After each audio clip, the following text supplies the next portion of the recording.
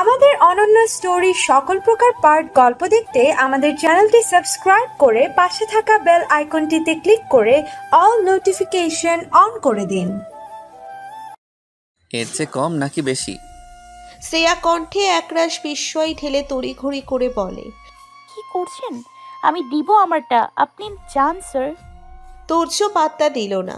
আধবয়স্ক লোকটার দিকে চেয়ে গাঢ় স্বরে বলল, কত ঠিক করেছে? সমস্যা নেই, পুরোটা রাখুন। আর অন্য যাত্রী নিয়ে যাবেন, এটাও খেয়াল রাখবেন যাত্রীরা কখনো যেন আপনার দ্বারা ক্ষতিগ্রস্ত না হয়। ভালো মানুষের দাম পৃথিবীতে নগণ্য হলেও পরকালে অনেক। থতমত খেয়ে যায় রিক্সাওয়ালা, গলা শুকিয়ে যায় ওনার। তুর্য রিক্সায় উঠে অপেক্ষা করতে লাগলো শ্রেয়ার। উপায় অন্তর না পেয়ে শ্রেয়া উঠে বসলো, চেপে বসলো এক পাশে। তুর্যের কণ্ঠে তেজ, ছাত্রী বলে প্রোটেক্ট করছি, এখন পড়ে গিয়ে ভার্সিটিতে বলে বেড়াবে স্যার তোমার কোমর ভেঙে দিয়েছে, ফালতু মেয়ে। শ্রেয়া এবার একটু সোজা হয়ে বসল। ঝাঁকুনিতে বারবার একদিকে হেলে যাচ্ছে ও। নেমে সেই অনুভব করলো তুর্য একটা হাত পিছন দিয়ে নিয়ে ওর পাশে রাখলো। বাহুতে নয়, রিকশায় বেঁধে ফেলেছে ওকে বন্ধনে। এই বন্ধনে স্পর্শ নেই, হাতটা ওর গায়ে অবধি লাগছে না। বুকে তরু তরু শব্দ হচ্ছে ক্রমাগত। চোখ বুজে ফেলল সে। গড়িয়ে গেল এক ফোঁটা নোনতা তপ্ত জল। এমন করে কেউ খেয়াল রাখেনি কখনো। রাতের বিশুদ্ধ সমীরণ গায়ে এসে বাড়ি দিচ্ছে। তুর্য সাবলীল কণ্ঠে বলে উঠল, রিস্ক নিতে পারবো না, পরে জেলের ভাত খেতে হবে। শ্রেয়া নিশ্চুপ, বলবে না কিছু। অজান্তেই হোক যেভাবেই হোক, স্বামী নামক মানুষটার যত্ন তো মিলছে। জীবনে না পাওয়ার মধ্যে এটা অনেক বড় এক পাওয়া। 20 মিনিটের পথ পাড়ি দিয়ে রিকশা এসে থামলো বিল্ডিংয়ের সামনে। শ্রেয়া ভাড়া দিতে চাইলে অগ্নি দৃষ্টিতে তাকালো তুর্য। তাৎক্ষণিক চুপসে গেল সে। তুর্য ভাড়া মিটিয়ে হাঁটা ধরল ওকে রেখে। অকস্মাৎ হাঁটার গতি থামিয়ে বলে, আমাদের যাত্রাটা দীর্ঘ হতো যদি পুরনো পথটা ছেড়ে না দিতে। বুকের ধুকপুকানি বেড়ে গেল শ্রেয়ার।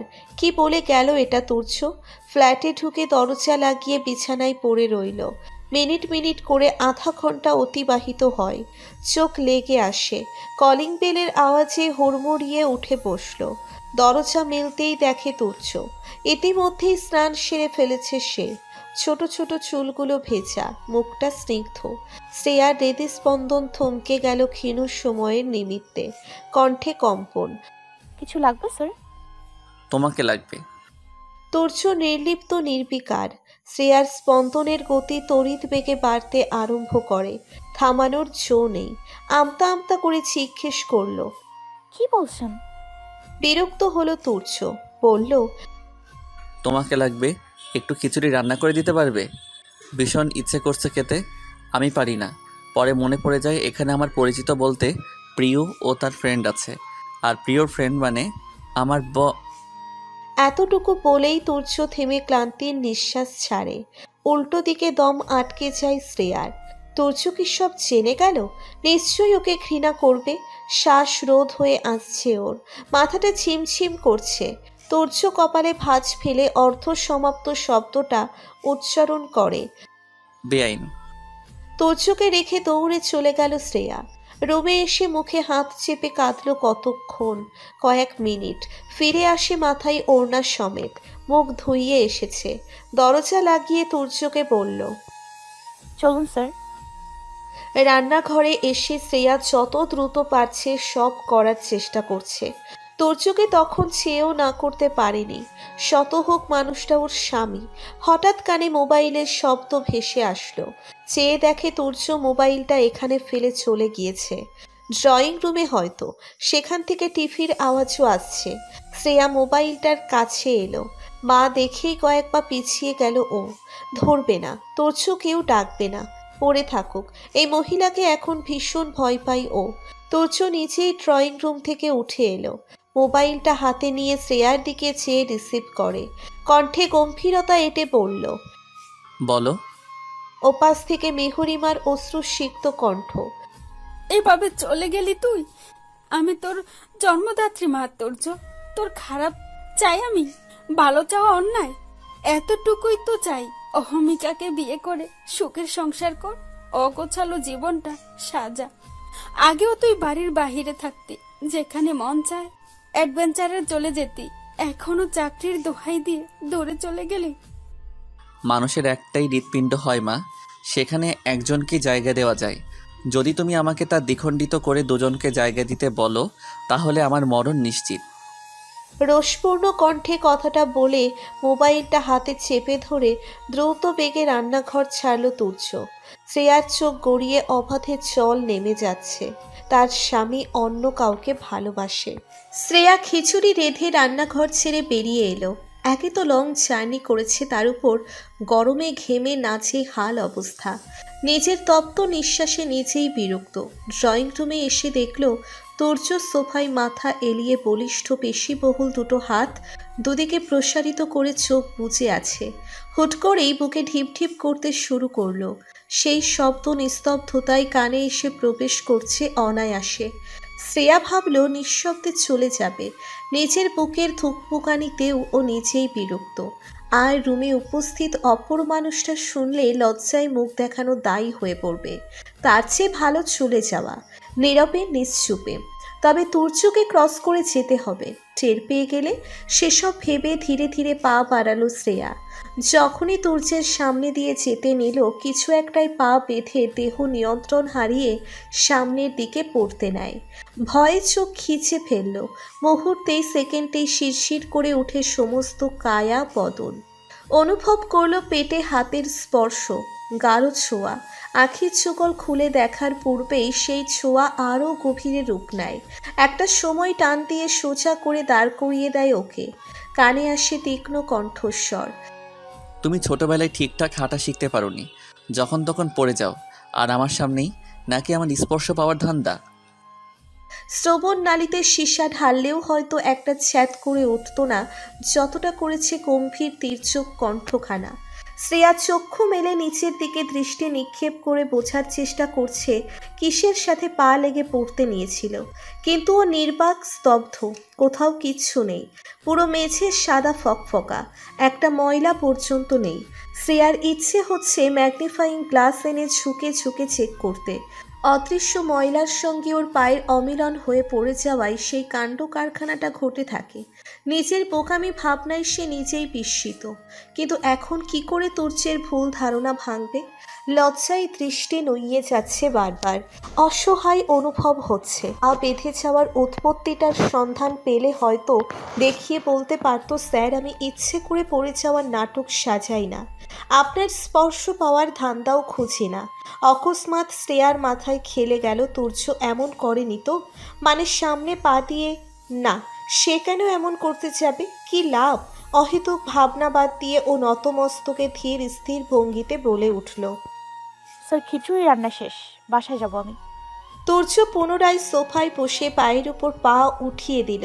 3/4 প্যান্ট পরার তরুণ, পায়ের অর্ধাংশ উন্মুক্ত। ঘন কালো পশমগুলো স্পষ্টত বিশদ। শ্রেয়ার গলা শুকিয়ে কাঠ, অশনির ন্যায় কম্পন বক্ষ স্থল জুড়ে। ফাঁকা ঢোক গিলে আবারও বলল, সরি স্যার। তুর্য কপাল কুঁচকে তাকালো, ফিচেল স্বরে বলে উঠল, আমার কথার উত্তর দাওনি, সত্যি কি ধরে নিব আমার ছোঁয়া পাওয়ার আশায় তৃষ্ণার্ত তুমি, তাই সুযোগ খুঁজো? বেহায়া অসভ্য ঠোঁটকাটা লোক। শ্রেয়া এগুলো বলতে চেয়েও বলল না, মুখে প্রতিবাদ করে বলল, আপনি বাজে বকছেন স্যার, দুর্ঘটনা কেউ ইচ্ছে করে ঘটায় না। তুর্য উঠে দাঁড়ালো, এক হাতের দূরত্ব ঘুচিয়ে দিল নিমেষেই। কিঞ্চিত মাত্র দূরত্ব বজায় রাখল না। ঘটনার আকস্মিকতায় শ্রেয়া বাকরুদ্ধ বনে যায়। পিছুতে নিলে তুর্য এগিয়ে আসে আরও, ঝুঁকে পড়ে ওর দিকে। শ্রেয়ার বক্ষ স্পন্দন বেড়ে অবস্থা বেগতিক। তোলপাড় হচ্ছে সমস্ত অভ্যন্তরে। অনুভূতিরা চিৎকার করে জানান দিচ্ছে, বাসর রাতের পর আজ তোর বর তোর এতটা কাছে এলো স্বইচ্ছায়। শ্রেয়া ঘাড়ে গলায় তপ্ত নিঃশ্বাস ছুঁয়ে যাচ্ছে। দীর্ঘ দীর্ঘ নিঃশ্বাস মুক্তি লাভ করছে শ্বাসনালী হতে। তুর্য কানের কাছে মুখ এনে ঠোঁট দুটো নাড়ল ক্ষীণ। ম্লান হেসে বলল, পেটে কি তুলে আছে? এত কোমল কেন? নেশাতুর কণ্ঠে উন্মাদ হয়ে পড়ে শ্রেয়া, কিন্তু সেই মাতাল করা অনুভূতি পরিণত হয় লজ্জায়। কাপা কণ্ঠে তেজের অস্তিত্ব ঢেলে প্রশ্ন করে উঠল, কি? খিচুড়ি কি এমনি খাবো? দুটো ডিম ভাজি করে দাও না শ্রেয়সী। কি নিঃসংকোচ আবদার, মায়াময় পূর্ণ বাক্য। শ্রেয়া নিজেকে আর ধরে রাখতে পারল না, আর চোখে চাইল তুর্যের দিকে। তখনও ওর কানের কাছে ঝুঁকে আছে তুর্য। সরে গেল ও, বলল, করে দিচ্ছি স্যার।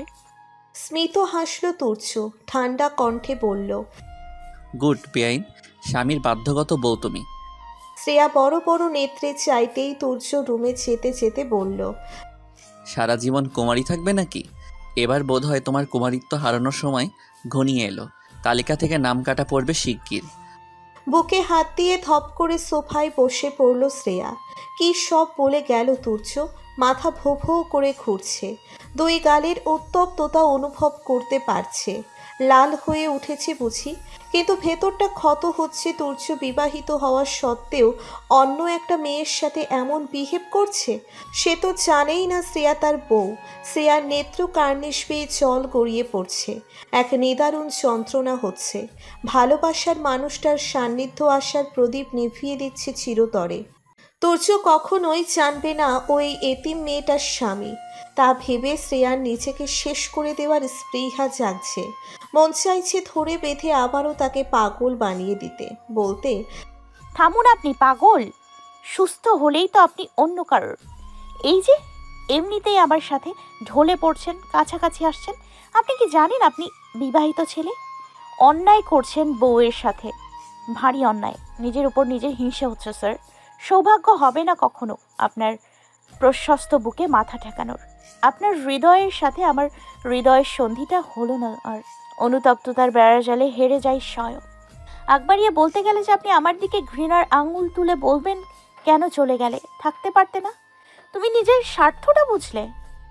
এসব ভাবতে ভাবতে শ্রেয়ার চোখের মণিকোঠা হতে টপ টপ করে জল পড়তে লাগলো। কিন্তু খেয়ালই করলো না সেই জল মেঝে না ছুঁয়ে কপাল বেয়ে জমে যাচ্ছে কারো আজলাই। অনেকখানি নোনতা জল জমেছে, এবার থেমে যাও কাঁদুনে কন্যা। অকস্মাৎ চেনা গম্ভীর স্বর কর্ণপাত হতেই শ্রেয়া চকিতে মাথা তুলে তাকালো। একগুচ্ছ রক্ত জমেছে যেন মেয়েটার ফর্সা চেহারায়। ঠোঁট দুটো কাঁপছে ক্ষণে ক্ষণে। দেহ কেঁপে উঠল ঈষৎ। জড়িয়ে যাওয়া অশ্রুসিক্ত কণ্ঠে জিজ্ঞেস করল, আপনি? তোমার জামাই মরে গিয়েছে? বিরক্তি ভরা কণ্ঠে পাল্টা প্রশ্ন ছুড়ে দেয় তুর্য। শ্রেয়ার অধর যুগল কিঞ্চিত ফাঁক হতেই বাধা দিয়ে বলল, জানি। এখন বলবে আমার তো জামাই নেই স্যার, আমি আনম্যারিড, তাই তো? শ্রেয়া কি বলবে ঠাউর করতে পারছে না। কিন্তু এখন যদি বলে সে বিবাহিত, তাহলে হাজারটা প্রশ্ন করবে তুর্য। তার চেয়ে ঢের ভালো একটা মিথ্যা। মলিন নিষ্প্রভ স্বরে বুকে পাথর বেঁধে উত্তর দেয়, জি। তুর্য হেসে উঠে দাঁড়ালো। পাকা হেসে বলতে লাগলো, আজকালকার মেয়েরা জামাই বয়ফ্রেন্ড থাকতেও নিজেদেরকে সিঙ্গেল দাবি করতে ঘাবড়ায় না। আসলেই মানুষের সব কিছুতে বেশি বেশি। শ্রেয়া ভয়ার্থ দৃষ্টিতে তাকালো এক লহমায়। ওকে অবাক করে দিয়ে তুর্য গলার স্বর পরিবর্তন করে ফেলল। কণ্ঠে এখন আর ঠাট্টার চিহ্ন নেই। চিরাচরিত গম্ভীর স্বরে ফিরে এসে বলল, আমি ডিম ভেজে ফেলবো, তুমি গিয়ে ফ্রেশ হয়ে এসো, আমার সাথে খাবে। কিন্তু স্যার। প্লিজ লিভ, ফ্রেশ হয়ে এসো, অপেক্ষা করব। কিন্তু আমার খিচুড়ি ঠান্ডা হলে তোমায় গরম করতে সময় নিব না। তুমি কি চাও তোমার তুলোর মতো দেহ মোমের ন্যায় গলে গলে পড়ুক? না চাইলে যাও, রান্না করলে তুমি একা একা খেয়ে পেটে অসুখ বাঁধাতে চাই না। দৃষ্টি বলেও একটা কথা আছে। ঘড়ির কাঁটা এই মুহূর্তে 10:20 ঘরে। এত বেলা পর্যন্ত কোনো কালে ঘুমায়নি শ্রেয়া। হয়তো গতকাল সারা দিন রাত যে ধকল গিয়েছে, তাতে শরীর দুর্বলতা বিষণ্ণতায় মুষড়ে পড়েছিল। তড়িঘড়ি করে গোসল সেরে তৈরি হয়ে নিল। চুল থেকে পানি ছড়ে ভিজিয়ে দিচ্ছে পিঠের অংশ, কোমর। ভিজে চপচপে হয়ে যাচ্ছে জামাটা। যেহেতু কালো পড়েছে তাই শ্রেয়া আর মাথা ঘামালো না। ভেজা চুলগুলো বাঁধল না। খোলা রেখে পিঠ চড়িয়ে বড়সড় একটা ঘুমটা টেনে নিল ওড়না দ্বারা। ব্যাগ সমেত বেরিয়ে এসে দরজায় তালা লাগিয়ে আনমনে তাকালো পাশের দরজার দিকে। মস্ত বড় এক তালা ঝুলছে। তার মানে তুর্য কি চলে গেল ভার্সিটিতে? এই ছেলে রাতে ওকে সেই রকম নাস্তা নাবুদ করে ছেড়েছে, খাটিয়েছে ইচ্ছে মতন, এমনকি খাওয়া শেষে প্লেটগুলো পর্যন্ত ধুয়ে দিতে হয়েছে। তার অবশ্য খারাপ লাগেনি। হোক না সম্পর্কটা গোপন, তবুও মনে হচ্ছিল তুর্যের সব কিছুর উপর কেবল ওর অধিকার, একমাত্রই ওর। শ্রেয়া অতি সন্তর্পণে একটা নিঃশ্বাস ছেড়ে ভার্সিটির পথে পা বাড়ায়। আজও রিকশায় উঠেছে, তবে পার্থক্য পাশে সেই মানুষটা নেই। হৃদয় বড্ড বেহায়া এক অঙ্গ। কি সাবধানে মানুষের জীবন নিয়ে খেলে। এই যে ওর এত বছরের সকল শক্তি চুষে নিচ্ছে, মনের শক্তি। মাত্র কয়েকদিনের ব্যবধানেই তুর্যের নিকটে থাকতে থাকতে শ্রেয়া এখন ভেতরে ভেতরে ভালোবাসা পাওয়ার জন্য মরিয়া হয়ে উঠেছে। আমাদের কিছু ভুলের জন্যই হয়তো আমরা ফিরে যাওয়ার পথ হারিয়ে বসি। সুযোগ পাই ঠেলে দিয়ে মরীচিকার জীবনটাকে স্বর্ণ ভেবে উপভোগ করতে থাকি। কিন্তু একটা সময় ভ্রম ভেঙে গুড়িয়ে যায়, সব কিছু থাকে হাতের নাগালের বাইরে। ভাড়া মিটিয়ে শ্রেয়া ভার্সিটির ভেতরে চলে এলো। 11টায় ক্লাস, তাও তুর্যের। তাই দমটা হাতে নিয়ে এক প্রকার দৌড়ে আসলো ক্লাসের সামনে। বড় বড় নিঃশ্বাস ফেলতে শুরু করলো দরজায় দাঁড়িয়ে। পাশ দিয়ে তুর্য ক্লাসে ঢুকতেই তার টনক নড়ল। দ্রুত এসে বসলো একটা বেঞ্চে। বসে পলকহীন চেয়ে রইল তুর্যের দিকে। শ্রেয়ার আজ নিজেকে বেহায়া বেহায়া লাগছে। হঠাৎ করে অনুভূতিদের কাছে মস্তিষ্ক পরাজিত হয়ে পড়ে। নিষ্পলক চেয়ে চেয়ে শেষ করে সম্পূর্ণ ক্লাস। তন্মধ্যে তুর্য একটা বারও তাকায়নি। কি ভাবলেশীন ছিল লোকটা। শ্রেয়া বিড়বিড় করে আওড়ালো, জামাইকে দেখার মধ্যে এত পরিতৃপ্ততা, এই তৃপ্ত মুহূর্ত আমার কপালে কতকাল থাকবে? সাথে সাথে মেহরিমা চৌধুরীর কথা মনে পড়ে গেল। তুর্যের জীবনে তো অন্য নারী আসবে, অহমিকা নামের কোনো এক সুন্দরী রমণী। শ্রেয়া নিজেও সাই দেয়। তুর্যকে অহমিকা ডিস্টার্ব করে কারণ সে পাশে থেকেছে। এসব ভাবতে ভাবতে মাঠের দিকটাই আসলো। পানিপুরি দেখে সেদিকে এগিয়ে গিয়েও মন পরিবর্তন করে চলে যাবে বলে ঠিক করে। প্রিয় নেই, আর একা একা কার ভালো লাগে খেতে? ফুচকা, পানিপুরি এসব খাওয়ার জন্যে হলেও একজন সঙ্গীর প্রয়োজন হয়। কয়েক পা সামনে আগাতেই আপনা আপনি থমকে গেল। কণ্ঠরোধ হয়ে এলো। ভারী হলো পা জোড়া। সামনের মানুষটা এতদিন পর কোত্থেকে এসে হাজির হলো বুঝতে পারছে না। নিজেকে সংবরণ করে মানুষটার উদ্দেশ্যে বলে উঠল, পথ রোধ করে দাঁড়ালেন কেন আবাস ভাই? সরে দাঁড়ান। দাঁড়াবো না? আর সাথেরটা কই? গত কয়দিন কই ছিলা? ট্যুর দিতে গেলাম আর অমনি গায়েব। ভয় পাচ্ছ আমাকে? অবশ্য সিনিয়রদের ভয় পাওয়াই উচিত। শ্রেয়ার মুখভঙ্গি কঠিন হলো। ক্ষিপ্ত দৃষ্টি নিক্ষেপ করে শক্তপোক্ত কণ্ঠে বলল,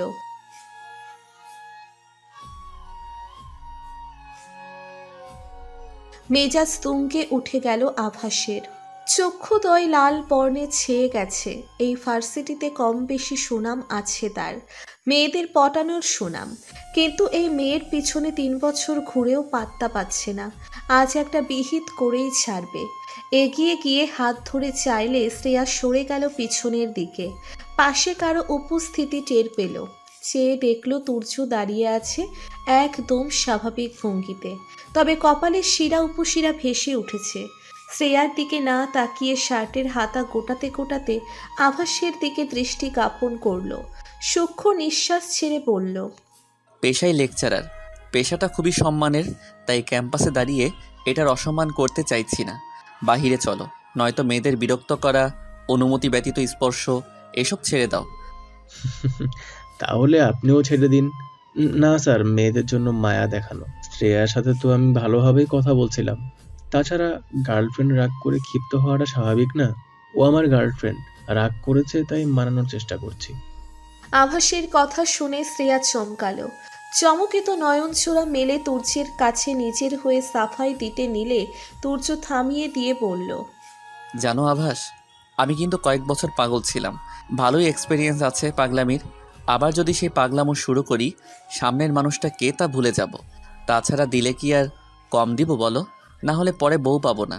বউ বলবে আমার গায়ে জোর কম, এমন ছেলে দিয়ে পোষাবে না, তার রিজেক্ট হয়ে যাব। তাই আমি নিজের ভবিষ্যৎ নিয়ে রিস্ক নিতে চাই না। বউয়ের পছন্দসই হতে হবে তো। শ্রেয়া, আভাস উপস্থিত আরও ৩-৪ জন থতমত খেয়ে চেয়ে আছে। এই লোক থ্রেট দিচ্ছে নাকি বিটলামি করছে? বাকিরা ছেলে বলে মানানসই, কিন্তু শ্রেয়ার কান লজ্জায় গরম হয়ে উঠেছে। ১ মিনিট কি ১ সেকেন্ডও স্থির হতে পারল না সেই জায়গায়। তুর্য আভাসকে মাইন্ড ইট বলে শ্রেয়াকে পিছু ডাকলো। দাঁড়াও। একজন বাধ্য ছাত্রীর ন্যায় দাঁড়িয়ে গেল সে। আদেশের সুরে গম্ভীর কণ্ঠে বলল তুর্য। সোজা পানিপুরি বিক্রি করা চাচার কাছে যাও। শ্রেয়া ঘাড় বাঁকিয়ে বলে, কেন স্যার? পানিপুরি খেতে। আমি খাওয়াবো। আপনি? আমি আবার স্যার হয়ে ছাত্রীর সাথে পানিপুরি শেয়ার করা যাবে না, তবে খুশিতে ট্রিট দিতেই পারি। কিসের ট্রিট? শ্রেয়ার ভয় ভয় কণ্ঠ। তুর্য পাশের একটা বেঞ্চে বসলো আয়েশি ভঙ্গিতে। অনেকেরই নজর তার দিকে নিবদ্ধ। শ্রেয়াও দাঁড়িয়ে থাকতে পারছে না, উসখুস করছে। সেটা আন্দাজ করতে পেরে বলল, এখানে বসলাম, খেয়ে আসো। কিসের ট্রিট সময় হলে বুঝবে। আর হ্যাঁ, খেয়ে ফেসবুকে একটা পোস্ট দিবে কিন্তু, ট্রিট ফ্রম তুর্য বেআই। শ্রেয়া বেয়াক্কেল হয়ে গেল নিমেষেই। মন বলল, পাগলের এক্সপেরিয়েন্স হয়েছে বললে ভুল। আপনি এখনো পাগল। আগে ছিলেন হিংস্র, আর এখন কেমন কি জানি। কর্মকাণ্ড বুঝে নাম দিব। টানা ১০ প্লেট পানিপুরি সাবার করে বেহুশ হয়ে যাওয়ার উপক্রম শ্রেয়ার। মাথা ভন ভন করছে। ঝালে মুখশ্রী, চক্ষু লালচে রঙের আস্তরণে ঢেকে গেছে। চোখের সামনে সব কিছু যেন আবছা আবছা অন্ধকার। ঝাল খাওয়াই সে অভ্যস্ত, তবুও আজ ঠিক হজম হচ্ছে না। অনেক কষ্টে ২ ঠোঁট নাড়িয়ে বলল, আর খাবো না চাচা, বিল স্যার দিয়ে দিয়েছে। পানিপুরিওয়ালা ছেদন দাঁতগুলো দেখালেন। মোটা কণ্ঠস্বর তার। মা, স্যার দিয়ে গিয়েছেন 15 প্লেটের দাম। কইল আপনারে যেন এত প্লেটই খাওয়াই। এখন আপনার যদি শরীর খারাপ লাগে আর খাওয়ার দরকার নেই, আমি বাহি টাকা দিয়ে দিতেছি, আপনি স্যারে দিয়ে দিয়েন। শ্রেয়া হালকা গোলাপি বর্ণের ২ অধর একত্রে চেপে ধরল। ফুস করে একটা সূক্ষ্ম নিঃশ্বাস ছেড়ে বলে উঠল, টাকাটা রেখে দিন চাচা, ওনার টাকার অভাব নেই। না মা, কি কও? আচ্ছা, আমি স্যারের কাছে দিমুনে। আপনি রেখে দিন। আপনার স্যারের টাকায় আমারও একটা হক আছে। আমি বলছি মানে রেখে দিন, আসি। পানিপুরিওয়ালা লোকটা শ্রেয়ার কথার আগা মাথা বুঝল কিনা কে জানে, তবে আজ তুর্যের উপর অধিকার খাটানোর বিষয়টা ভাবতেই শ্রেয়ার ভীষণ ভালো লাগছে। কিন্তু সে এতগুলো পানিপুরি কেন খাওয়ালো? আবার বিল টিল দিয়ে লাপাত্তা। গেল কোথায়? ক্লাস আছে বোধহয়। শ্রেয়া আজ আর একটা ক্লাসও না করার সিদ্ধান্ত নেই। প্রিয়বিহীন নিজেকে আরও এতিম লাগছে। মেয়েটা যে ওর জীবনের কতখানি জায়গা দখল করেছে তা আজ হাড়ে হাড়ে টের পাচ্ছে সে। তুর্যের কর্মকাণ্ড প্রচণ্ড অদ্ভুত ঠেকছে ওর নিকট। পানিপুরি খাওয়াতে নিয়ে হঠাৎ বসা থেকে উঠে দাঁড়িয়ে গম্ভীর কণ্ঠে বলল, কম খাবে না? 10 প্লেটের কম যেন একেবারে না হয়। তুর্য ট্রিট দিতে কিপটেমি করে না, তুমি হবে সেটার উদাহরণ। ছোট্টখাট্ট হুমকি দিয়ে গায়েব। শ্রেয়া তখন বিস্ময়ে আকাশ পাহাড় সব ছুঁয়ে ফেলে। বাধ্যগত ছাত্রী বউয়ের ন্যায় খেতে থাকে বিরতিহীন। তাছাড়া পানিপুরি দূরে ঠেলে দেয় কে? গেট থেকে বেরিয়ে রাস্তার একপাশে দাঁড়াতেই একটা রিকশা সামনে এসে থামল। ছোট্ট একটা ছেলে, বয়স 16-17 হবে হয়তো। গায়ের রং তামাটে, বোঝা সহজ যে রোদে পুড়ে এই হাল। কালো ওষ্ঠদ্বয় প্রসারিত করে হলদেটে দাঁত প্রদর্শন করে বলে, হ্যাঁ, কিন্তু একটু অপেক্ষা করো। পাশের দোকান থেকে একটা আধা লিটারের পানির বোতল কিনে আনলো শ্রেয়া। রিকশায় উঠে এক চুমুক করে সবটাই শেষ করে স্বস্তির নিঃশ্বাস ফেলল। তবুও ঝাল লাগছে না। বাসায় পৌঁছে না হয় একদম পানির ড্রামে ডুব দেওয়া যাবে। তাতে যদি ঝাল লেজ গুটিয়ে পালায়, আকস্মিক মনে পড়ে যায় প্রিয়র বিয়েতে কি দিবে। মেয়েটা তো ওকে পুরো জীবন দিয়ে দিতে রাজি। তাহলে শ্রেয়া কি দিলে খুশি হবেও? অনেক ভেবেও সমাধান মিলছে না। ভাবনার জগতে ঘুমন্ত অবস্থায় রিকশা এসে থামে বাসার সামনে। টেনে জাগিয়ে তুলে ওকে টিং টিং শব্দে। নেমে ব্যাগ থেকে পার্স বের করে ভাড়া দিতে নিলে ছেলেটা আবারও নিচের হলদেটে দাঁতগুলো দেখিয়ে বলে, আবার ভাড়া নিমু না, গেলাম, কাল আবার আসুননি। কথাটা বলে ছেলেটা একটা মিনিটও স্তম্ভিত ছিল না। প্যাডেল ঘুরিয়ে চলে গেল নিজ লক্ষ্য পূরণে। শ্রেয়া তখনও অবাকতার সমুদ্রের জলে ভাসছে। একই হলো, ভাড়া কেন নিল না? কাল কেন ওকে নিতে আসবে? প্রশ্নের অঢেল প্রশ্নের সৃষ্টি হচ্ছে মস্তিষ্কে। মুহূর্তেই গাড়ির হর্নের শব্দে কেঁপে উঠল শ্রেয়া। পাশে তাকিয়ে দেখে গাড়িতে চেনা মানুষটা। বিরক্ত ভঙ্গিতে বার কতক হর্ন বাজালো। শ্রেয়ার ইচ্ছে করছে পুরোটা গেট দেহ দ্বারা লুকিয়ে দাঁড়িয়ে থাকতে, চুল পরিমাণ জায়গাও যেন না মিলে যাওয়ার।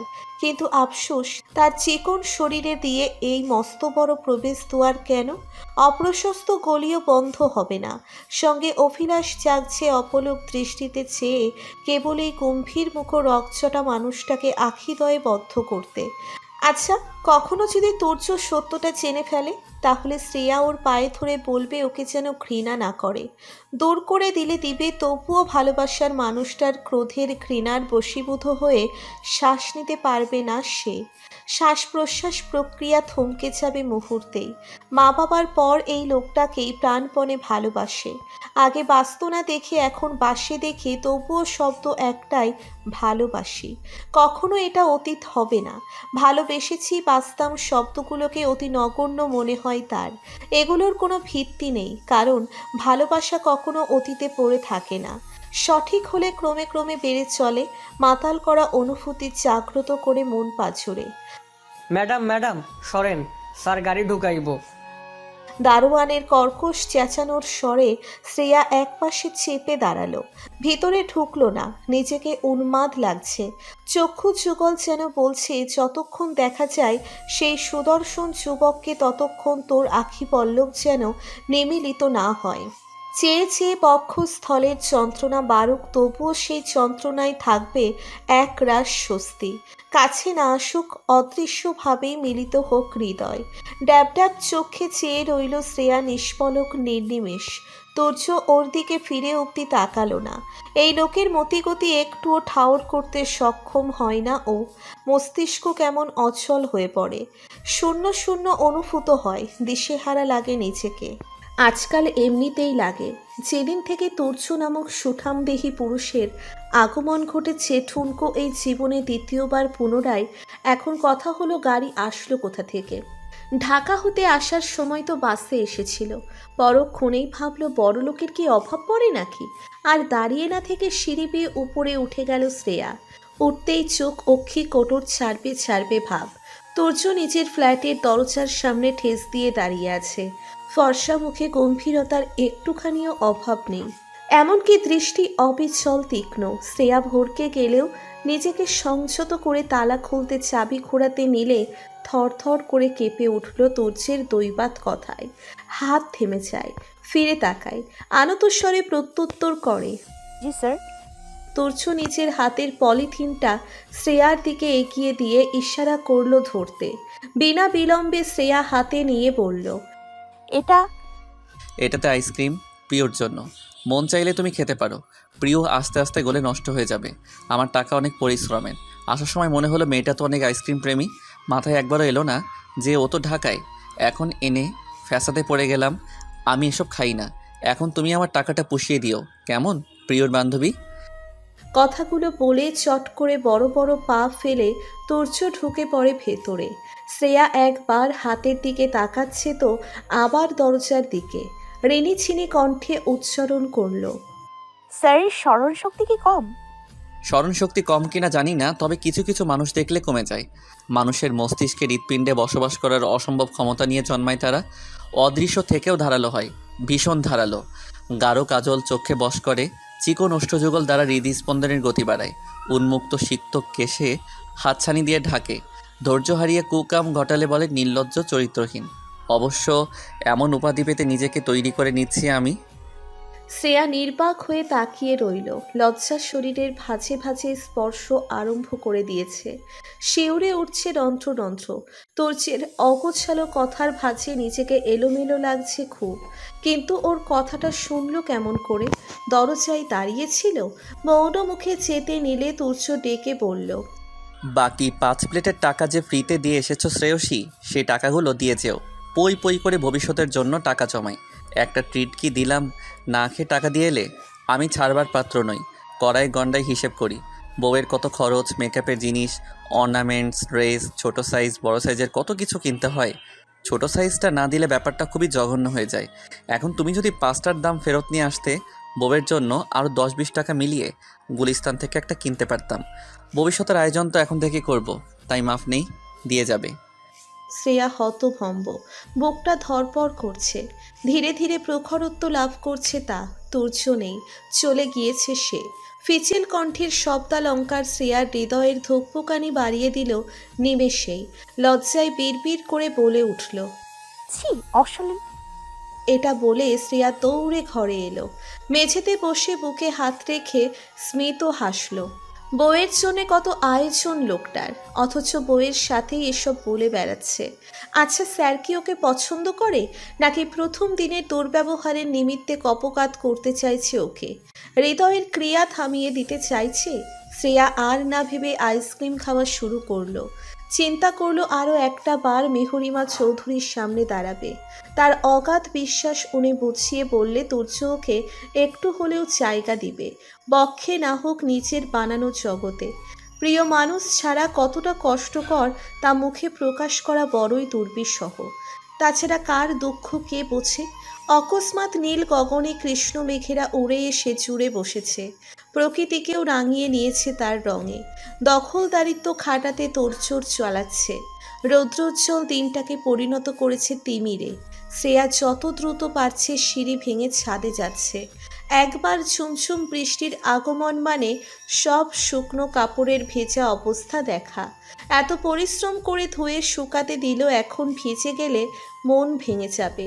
ছাদে গিয়ে দেখে তারে একটা কাপড়ও নেই। গেল কোথায়?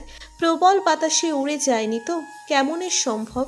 স্পষ্টত খেয়াল আছে ক্লিপ দিয়ে আটকে গিয়েছিল। নতুন ছিল ড্রেসটা, হাতে গোনা 4টে ড্রেস আছে তুলে রাখা, তন্মধ্যে এটা একটা প্রিয়দের বাসায় পড়েছিল তাই ধুয়ে দেয়। অবিন্যস্ত দৃষ্টিতে অস্থির চিত্তে খুঁজতে শুরু করে। চক্ষে বিধে রেলিংয়ের 2 হাত রেখে তুর্য সামনের দিকে চেয়ে আছে। ছাদে অবস্থিত দোলনায় ওর কাপড়গুলো একসাথে রাখা। শ্রেয়া থমকালো, চমকে গিয়ে জিজ্ঞেস করলো, এগুলো এখানে?